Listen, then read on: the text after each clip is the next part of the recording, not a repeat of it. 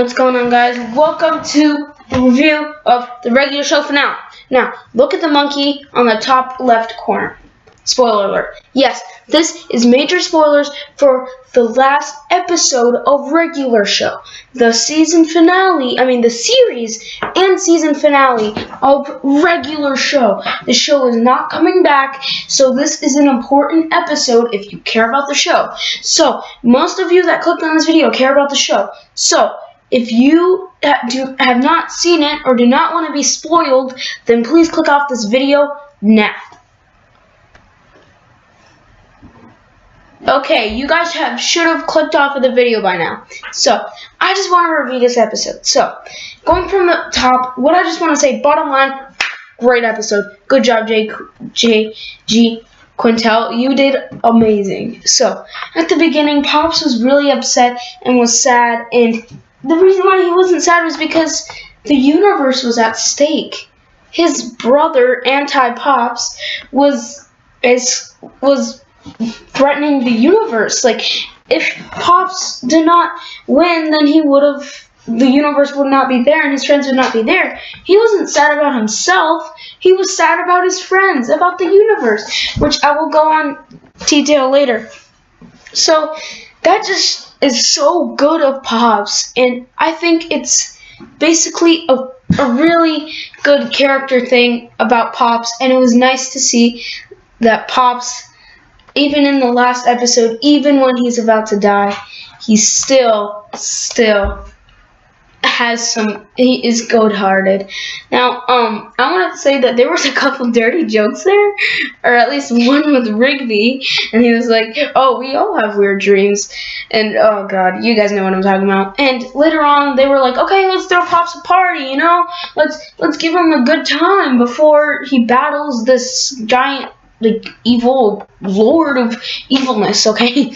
So, they throw him a party, they bring a bunch of his friends, yay, everybody's partying, everybody's having a good time, and then Pops is like, he calms down, and then he sleeps, and his dream was scary. It was Anti-Pops chasing him down, and Pops was running, and then he caught him in his hand, and he was like, ah, and then, you know what I mean? So then Pops was scared. So then it was just, I did not want to see Pops break down and try to act happy when he was like, man, he was, wow. Okay, so then after that, these two CD guys that show up, which were from the other episode, which actually found the CD, which actually told Pops about Anti-Pops and everything we needed to know going from the season finale, the series finale. So they show up and they're like, hey, in case we die, in case we lose, let's put all our memories into CDs. And they're like, all up for it. And then they go into this little area, and it reminds me of Skylanders Imaginators, the thinking vault or whatever. So then they're there, and there's a bunch of images from old episodes, and even One Cheek Wonder. And then Rigby, he tries to like touch it, but like he gets sucked away, and oh man, that was scary. And I was like, no, Rigby, no. But he was safe. So then they finish and they finalize, and they're like, okay, let's do this. So they have to meet up at this Coliseum area, and there's this giant Greek-looking statue lady that starts talking, and she tells them the rules and stuff. And then these three beings that look like Pops, and they're like, and they bring Pops to this area, which is actually important, and it's sort of like this, it's a room full of tapestries. These tapestries show every battle that's happened and how the universe will reset constantly and constantly and constantly, which is a fourth wall breaking because it's basically saying that every show ends and they always end in the same way. They always an epic battle, which regular show did a good job with. So they're looking in the tapestry, and then it says like everything that has happened is written here, and then Mordecai's like, what, really? And then it shows like a picture of him, and it's like, oh, really? And so yeah, so then it cuts to Anti-Pops, and then it shows him, and he's like, oh, we're getting close, and he has this whole crew of men and stuff, and they're like, okay, let's go. So then they go, and they like have to take like an Uber. It's hilarious. So they take an Uber to the place, but then because every single thing, the universe resets. So they were thinking, why not? We try to change it up a bit. So they add all these traps and all these just things. And then when Anti-Pops comes up, there's like the national anthem and everything of La La Land. By the way, it's on Pops' planet. So yeah, so they're basically battling, and they shake hands and stuff. And then all of a sudden, boom, they set off all the trap. Anti-Pops falls over. They put him in this little spiky thing. A train comes, fire arrows, and it blows up constantly. And then, boom, Anti-Pops is like, it too cold. And then everybody's like, oh my god. So then they start like going at it, and they're like, and they promise to set it gentlemanly, and they're basically making an agreement that, okay, you can't use people to help you, and I can't use my people to help you. So then they start going, punching, kicking, crazy stuff, and they go like, so then when they're done fighting and Anti-Pops is losing, I'm like, oh, Pops, go, Pops. And then all of a sudden he's like, fire, and he's like, what, gentlemanly? That just shows how Anti-Pops is.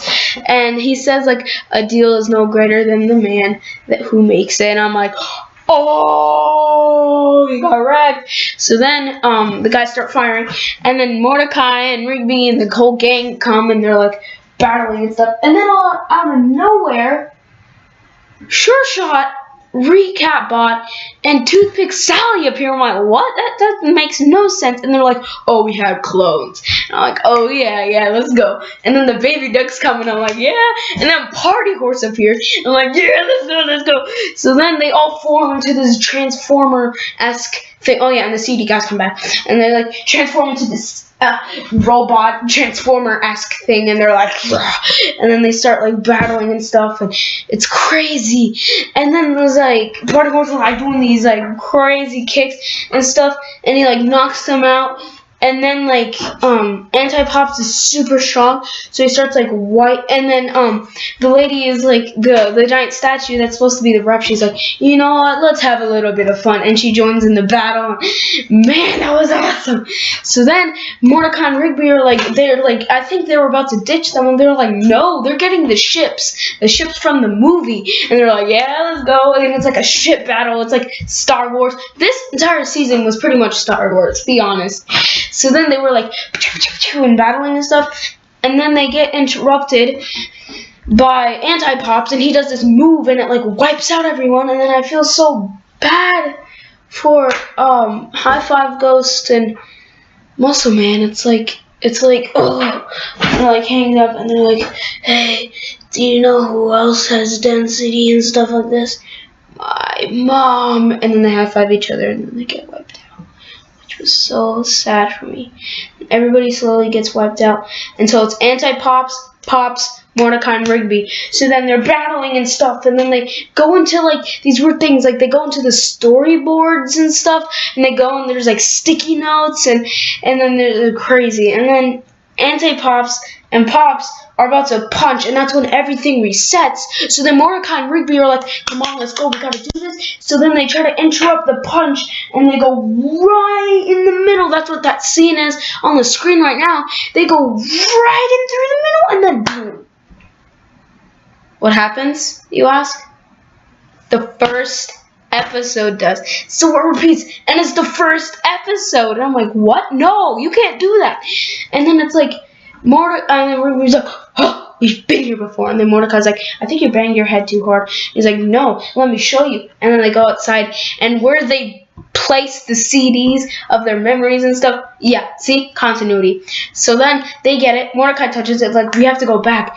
So then they go back somehow, I forgot, but they like go back, and then yeah, they're there, and then Pops is like, oh, and then Pops is still battling, and then Mordecai and Rigby help, but then there's only one way to defeat Anti-Pops, and this is the part where I said earlier that where Pops cares more or less about himself, more about everybody else and the sake of the world. So he goes, he hugs Anti-Pops, he takes him all the way into the sun.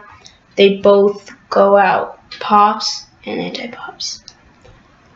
Then Anti-Pops nor Pops returns, which is a really sad thing. Like, you think Grunkle Stan in Gravity Falls was sad?